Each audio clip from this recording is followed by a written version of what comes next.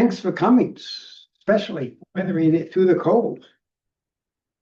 My name's Jim Hersey. I've got a little favor to ask. I've got new hearing aids, and they sound louder to me than they do to the people around me. So if you can't hear, just wave your hand and I'll try to talk louder or pronounce or something. Mine's been kind of a winding spiritual journey, a slow awakening, backtracking, punctuated by bright flashes. Was that a hummingbird by the zinnias we planted? And I'm still growing in my openness to the light within and around us. I grew up in Freiburg, Maine. My dad was a veterinarian. My mom ran the office and managed we 4 kids who lived there. We lived across from Congregational Church. I don't remember much about first day school there, or Sunday school there. What I do remember was singing in the children's choir. All things bright and beautiful, all creatures great and small, all things wise and wonderful, the Lord God made them all. But what I best remember is the Bible stories I learned in public school. I mean, every Friday, Mrs. Jones, my first grade school teacher, would do an assembly. We'd all sit around and she'd get out our paper characters and put them up one by one on the flannel board and tell us Bible stories. I mean, everybody thought this was okay in school back then because he told both about the Old Testament and the New Testament. And years later, these stories keep coming back to me in images. God's signs and wonders. I remember hiking down a mountain from Shenandoah National Park, and the maple tree had turned early, so its red leaves shone bright against the rest of the green canopy. And I was reminded of Moses in the burning bush. Take off your sandals. The place you were standing is holy ground. My heart felt lifted. Remember hearing a story I first heard in first grade. When I was 9, we moved to Rumford Center, a town about 5 miles outside of Bridgeville. We joined the Methodist Church. My dad was the church trader. My mom played the organ. And of course, I was consigned to folding programs. I hated folding programs. And I also got to pass out the collection plate and march up the center aisle to the altar rail as we all stood and sang the doxology.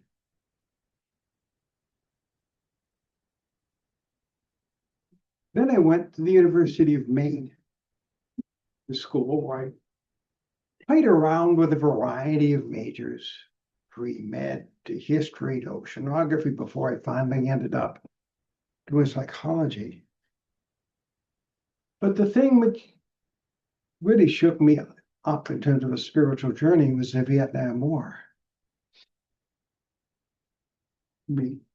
As a freshman, I'd signed up for ROTC. I was a gung-ho American kid.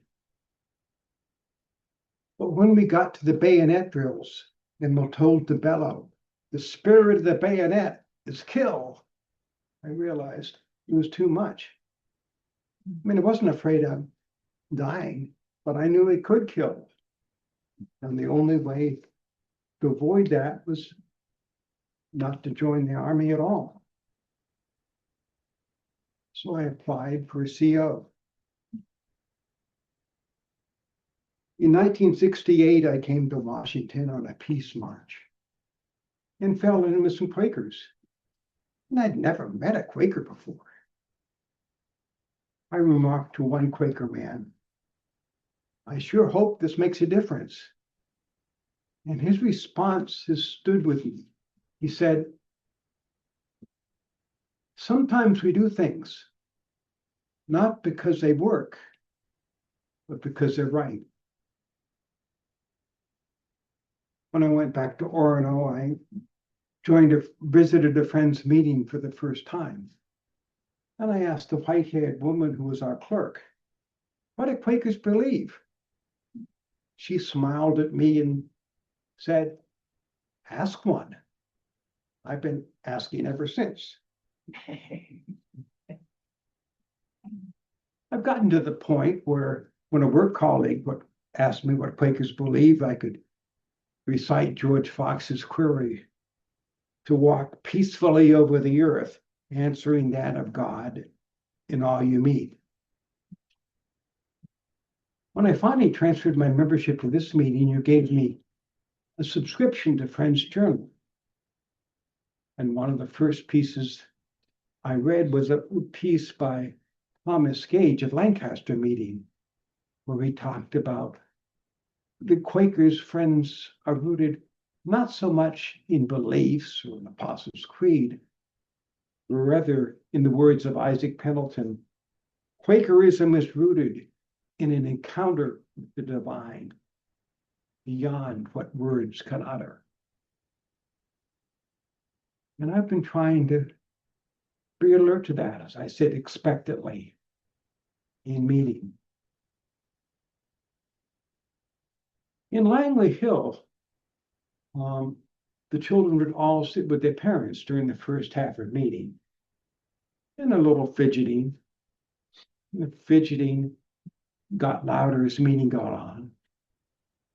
And then I saw Caitlin, who was about 4, really cute little girl, but she stood up onto the bench, and I wondered what would happen next. And she leaned over to her mother's ear and whispered, but loud enough so I could hear, "You have to sit very still if you want the butterfly to land on your shoulder." And perhaps we too, as we sit in meeting expectantly and feel the touch of the butterfly. And for that reason, when I taught first day school here, prepare to enter the meeting, as a prompt and an aid to centering, I teach my kids to recite a verse from Psalm 42, "Be still and know that I am God." And then we repeat that, dropping a phrase each time, "Be still and know." Be still. Be. And I found we now use that when we go to centering prayer, when we open that as a chant. One incident that probably affected my spiritual journey was an out-of-body experience. I was only 20. It was a whitewater canoe accident. I was a complete idiot. I mean, nobody should try to do 6 miles of class 5 rapids in an open canoe. But here we were. I was in the bow trying to keep us off of rocks and snags. My dad was in the stern trying to keep us straight. We actually made it for most of the way. I mean, dodging rocks and things. But finally, by Big Poplar Falls near the end, I realized that the backwater was kind of washing into the boat. So we were beginning to sink, and I could never bail us out. Finally, Big Poplar, the current caught us and the canoe swung around. So the stern jackknifed up onto a rock. and the bow was kind of forced down. It was forced down actually under the water. And there was enough pressure that the struts of the canoe broke and the middle bent around my knees, and my head was under the water. My dad tried to reach me, but I was too far away.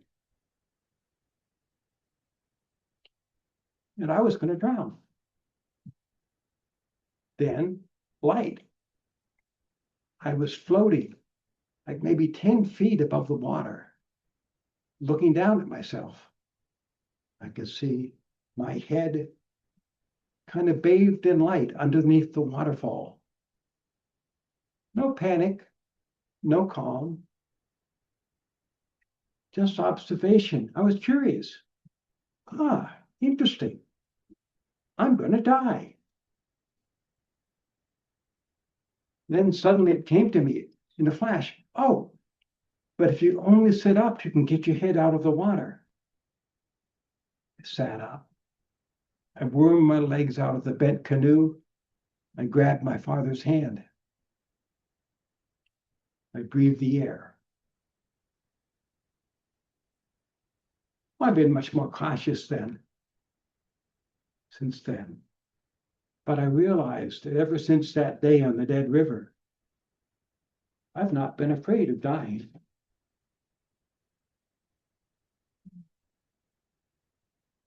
I went to grad school in developmental psychology at Michigan. I met my former wife, Laura.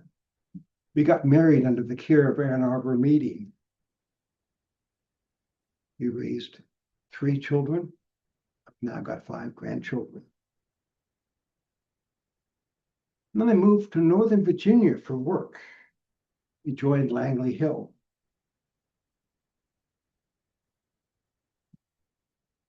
I remember in Langley Hill, I take the kids down for first day school after the first half of meeting and tell them the same Bible stories with flannel board characters I'd heard in first grade and lead them as songs as we sing Magic Penny and do simple rounds like Vine and Fig Tree. Langley Hill was jointly affiliated with FGC and Friends United meeting. And so we'd have members who would speak about messages of the Spirit and members who would tell stories about Jesus. The lapsed Episcopalians would give messages tied to the seasons. Relapsed Methodists always wanted to sing before meeting. I mean, I never resolved all those tensions. But I did find that if I look for the Spirit behind the message, I could center again. And the tug of varied voices would rather massage and stretch my soul. Laura died after a 12-year struggle with multiple sclerosis, getting progressively worse. I went from building a 50-foot long wheelchair ramp to learning a transfer board to mastering the Hoyer lift. Never was able to catch up with where her disease was leading. She died in my arms in a hospice bed. A subsequent partner, Jennifer, who had been at this meeting, died of Alzheimer's. And I found to my surprise, I had a strength of caring that I'd not really known I possessed. And I find, as a result, I now have an empathy and sensitivity to the losses of others. It makes me more sensitive to other people's trials.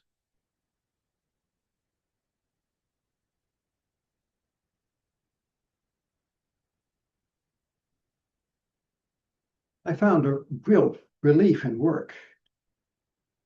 I came to Washington to evaluate Rosalind Carter's favorite educational program. Then Ronald Reagan got elected and I was out of a job. With the help of work colleagues, I pivoted into public health.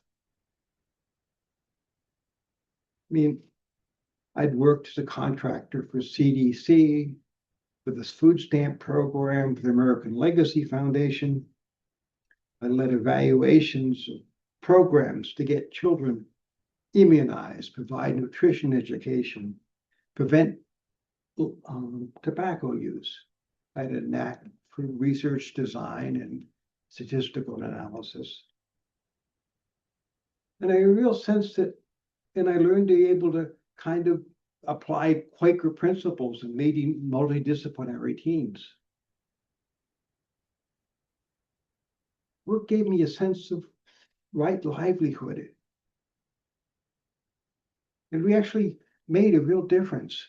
My research got the federal government to cover the cost of flu vaccine. Our counter-media efforts cut to youth tobacco use nearly in half, knowing that young people value their independence. We featured young people protesting against being used by big tobacco.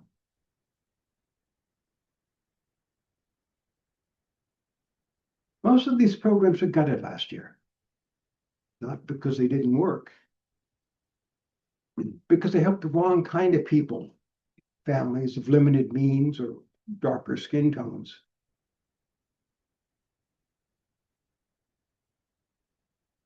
Yet, thinking back, I wonder, did we progressives fail to communicate the worth of public health programs to the full American populace that connect to this shared value?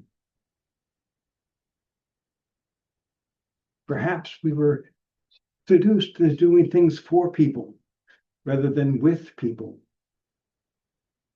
and they felt resentful.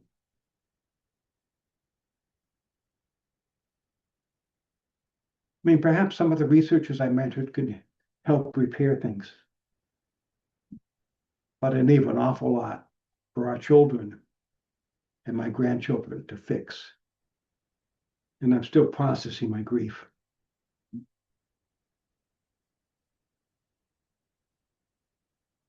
Since I was a boy, I was always fascinated by Tibet and been drawn to the subtle Zen haiku, people like Basho. As bell tones fade, in growing dust, blossom scent takes up the ringing. I was introduced to meditation at a friend's gathering in Berea, Kentucky. By the end of the week, I was able to see a light when I closed my eyes.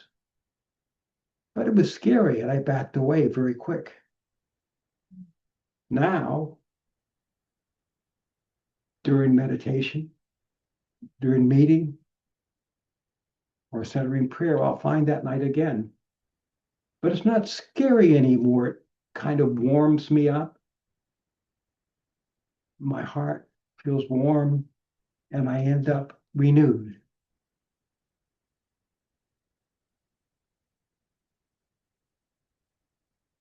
I've been blessed by wonderful teachers and my life partners. Laura for Quest with Martin Buber's I Thou relationship. Jennifer for her respect for Quaker history. And now Claire for her joyful Zen mindfulness and her grace in encouraging me to focus and to breathe. And now, with my faded hearing, I have another wonderful growth opportunity to work on communication. I'm very grateful to the many people at meeting who've left us, including Nora Kaplan for her gentle eldering. Gary Stein for his encouragement of poetry, and all the other wonderful folks around. I'm reminded by our Quaker forebears by the bare chestnut pole that holds up the roof of our meeting house. Before COVID, Gene Klinger introduced us to a mindfulness group. We've kept that going via Zoom. We meet every Friday. And whenever I'd see Gene taking his compost to the garden, he'd holler out, "What brings you joy?" Funny, just thinking of Gene makes me happy.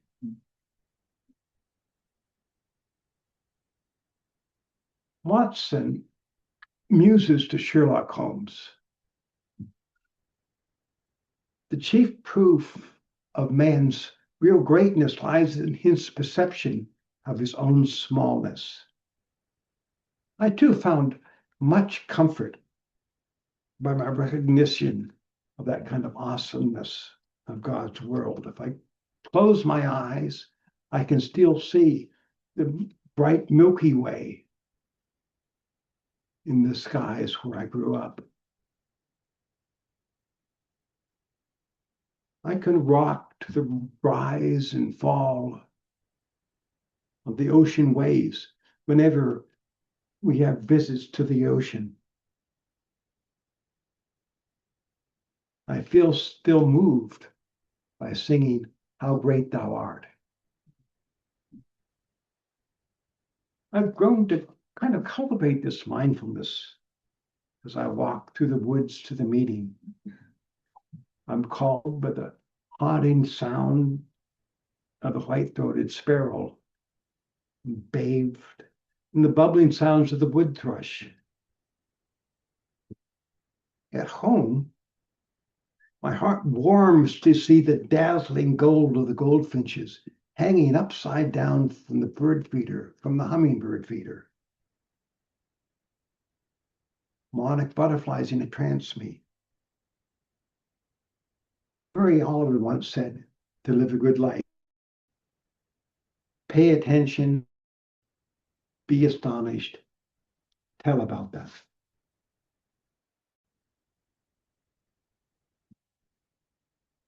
I've long taught first day school and find sweet moments of grace, of opening from our children.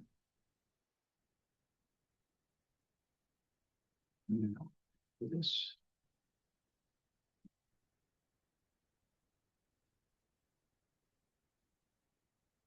I once sat in meeting next to a girl who was sketching. Keep quiet. And I closed my eyes to see what she was looking at. And when I looked down, she sketched what looked to me like a man in an Arab turban while standing behind a cannon with a bomb blast in the sky.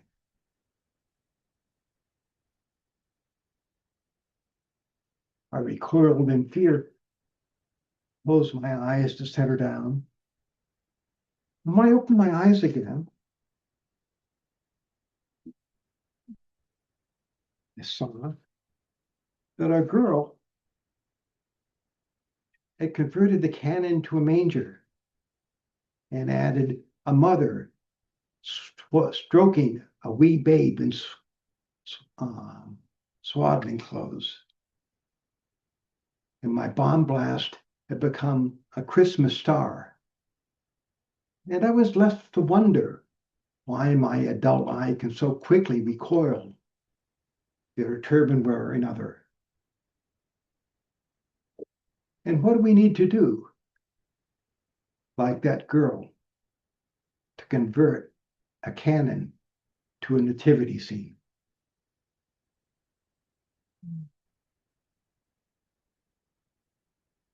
Behind the deck in Claire's house, old house, we'd hung a bird feeder over the deck, surrounded by a squirrel garden so there'd still be seed in there.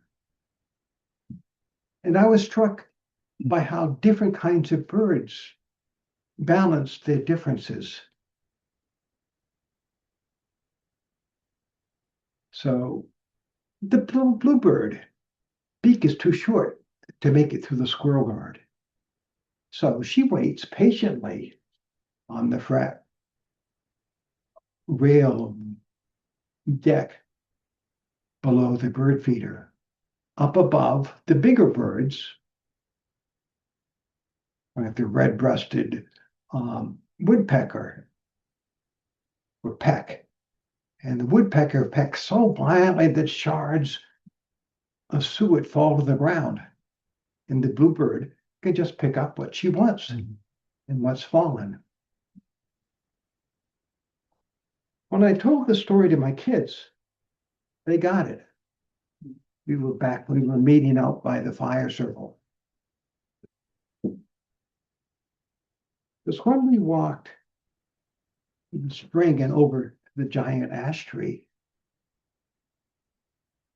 the children helped each other up into the tree. And soon all the children in first day school were nestled up in the tree, like the birds I talked about.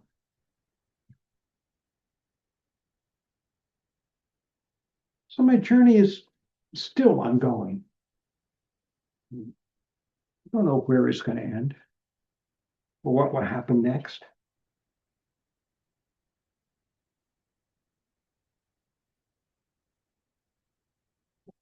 I'm just learning to trust that way will open. Grateful. My attention to the moment has grown as I enjoy being now. Thank you.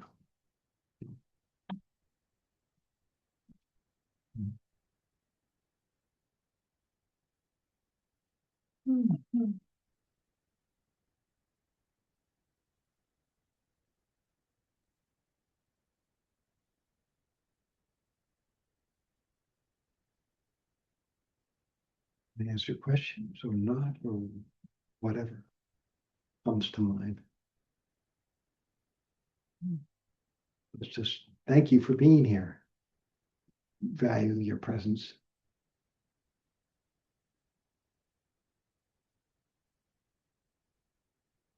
Jim, how old were you when you had that near-death experience? Repeat. How old were you when you went under the water? Oh, I was crazy 20. I just graduated from college. I'm totally idiot. Thank you. And how old are your grandchildren now? Oh, so I've got one senior in New Jersey who's going to go to college next year, and a junior high student here in DC, and 3 children, grandchildren, 5, 7, and 9 in Chicago, enjoying the warm weather. Yeah. Yes. So your degree in psychology, how do you think that fits into your spiritual journey? Oh, it's a good question. I mean, I had this great vision of figuring out how identity develops. I mean, finding an answer in psychological stuff.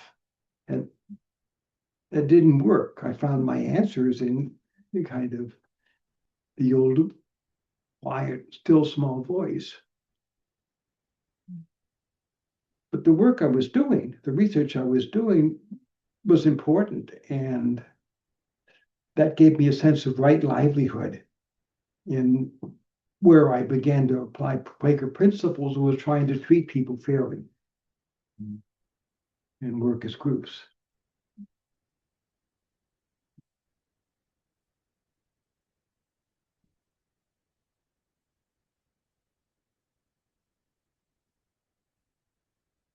Can you say some more about your about the anti-smoking programs that have been pitch that part of your reason, for your description of why that happened is because you had been working, or you and your colleagues have been working for people instead of with people, how that might have Yeah, changed. good question. How could he have done it better? I mean, we really convinced our anti-media campaigns are really working with young people. Try to get them to be the actors. I mean, there were lots of videos and they were acting, so they were being empowered, and that part worked. The tobacco industry is pretty evil to work. We got money for a major media campaign which the master settlement agreement, when they lied to people that cigarettes were addictive. And they manipulated that settlement agreement so that the funding ran out after 5 years rather than 10. A lot of that ended, I mean, even under a Democratic administration, because they'd rather figure they could use that money for other things rather than raise taxes. With some of the, but I don't know. I'm trying to think. There was lots of telling people how to do stuff during COVID in vaccine, and a lot of the resistance to vaccine is coming from folks who